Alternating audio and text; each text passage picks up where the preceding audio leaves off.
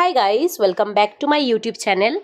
आज मैं लेके आई एक बहुत ही इंपॉर्टेंट वीडियो सभी DHS ग्रेड 3 कैंडिडेट्स के लिए, क्योंकि आज के इस वीडियो में हम डिस्कस करेंगे DHS का अपकमिंग जो ग्रेड 3 नॉन टेक्निकल एग्जाम होने वाला है उसका मोस्ट इंपॉर्टेंट टॉपिक्स, जहाँ से एग्जाम में क्वेश्चन आएगा ही आएगा, and exam pattern, strategy, expected exam date, वो सब आगे हम वीडियो में देखेंगे। उससे पहले डिस्क्रिप्शन में और पिन कमेंट में एक व्हाट्सएप का फ्री गाइडेंस ग्रुप का लिंक गिवन होगा। आप अगर इंटरेस्टेड हो फ्री गाइडेंस के लिए तो वहाँ से जाके ज्वाइन हो सकते हैं। ओके, सो आइए स्टार्ट करते हैं। तो सबसे पहले एक ओवरव्यू देख लेते हैं कि आगे वीडियो में हम क्या क्या डिस्कस करेंगे। तो वीडियो में सबसे पहले हम एग्जाम पैटर्न देखेंगे, उसके बाद सब्जेक्ट और सिलेबस देखेंगे, फिर इंपॉर्टेंट टॉपिक्स डिस्कस करेंगे जो कि GS एंड इंग्लिश का होगा, क्योंकि इस दो सब्जेक्ट में ही स्टूडेंट्स का मार्क्स कम हो जाता है।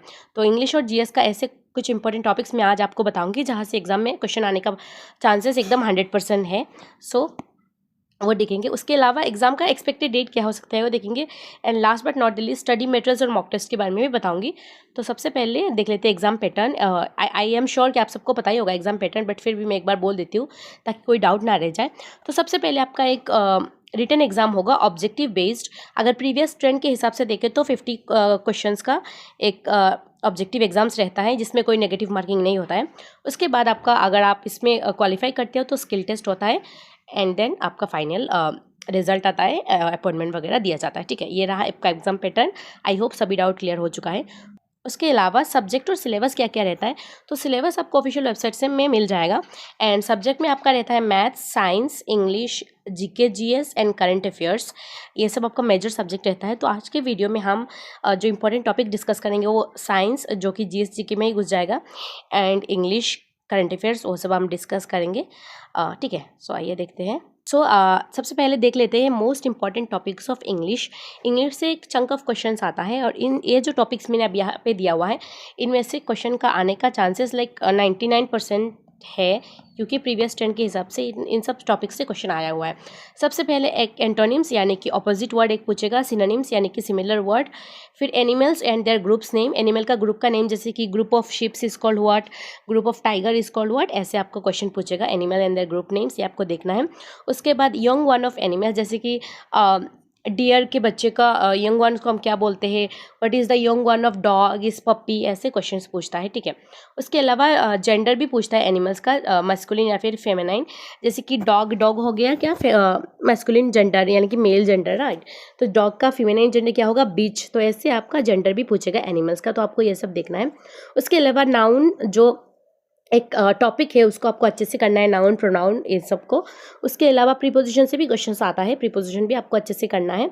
देन आपका स्पेलिंग एरर्स भी आता है, यानी कि आपको एक रॉन्ग स्पेलिंग दे देगा और बोलेगा कि आपको उसको करेक्ट करना है। ठीक है, या फिर 4 स्पेलिंग देगा और बोलेगा कि कौन सा वाला इनकरेक्ट है, तो आपको ऐसा आइडेंटिफाई करना है। उसके अलावा one word substitution and idioms and phrases भी आएगा। अगर आप भी कंफ्यूज हो कि ये सब टॉपिक्स आपको कहाँ से कवर करना है, तो डोंट वरी, वीडियो के एंड में बता दूंगी मैं आपको ये सब टॉपिक्स कहाँ से कवर करना है। ओके, सो नेक्स्ट देख लेते हैं GK GS। तो GK GS में मैंने एकदम साइंस भी इंक्लूड कर दिया है। ठीक है, सबसे पहले देख लेते हैं GS सेक्शन से। हाँ, तो GS सेक्शन से आपका मोस्ट इंपॉर्टेंट एक सेक्शन हो जाता है पॉलिटी। पॉलिटी आपको करना है पूरा, लेकिन इंपॉर्टेंट जो टॉपिक्स आपको एकदम मिस नहीं करना वो है प्रियम्बल, इसमें से क्वेश्चन बनता है। Fundamental rights, fundamental duties, DPSP, directive principle of state policy, और उसके अलावा इंपॉर्टेंट आर्टिकल्स भी आपको देखना है। देन शेड्यूल्स, जो 12 शेड्यूल्स है उसको भी देखना है।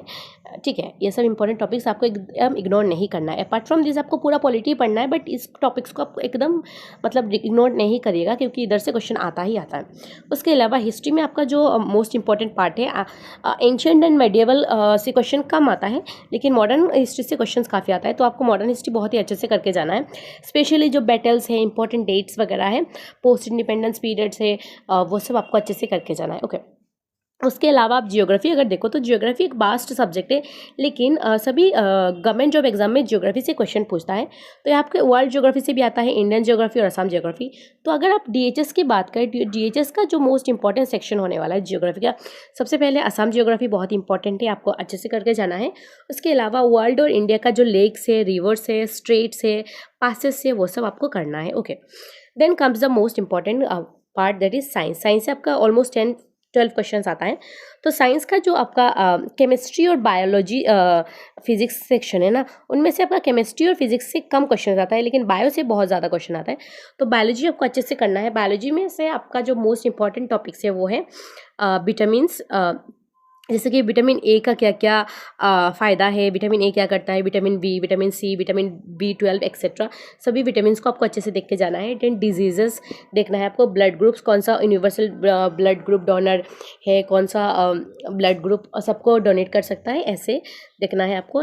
इसके बाद बायोलॉजी का जो ब्रांचेस होता है वो सब भी आपको देखना है, ठीक है। सो इसको आपको अच्छे से कवर करना है। अगेन साइंस का कहाँ से कवर करना है वो मैं एंड में तो बता दूंगी, बुक का नाम। उसके अलावा जो current affairs one of the major topic है। करंट अफेयर्स तो I know current affairs like is a समुंदर एंड हम सब कवर नहीं कर सकते, बट आपके इस एग्जाम के पर्सपेक्टिव से करंट अफेयर्स से आप बुक्स एंड ऑथर्स देखिएगा, ठीक है।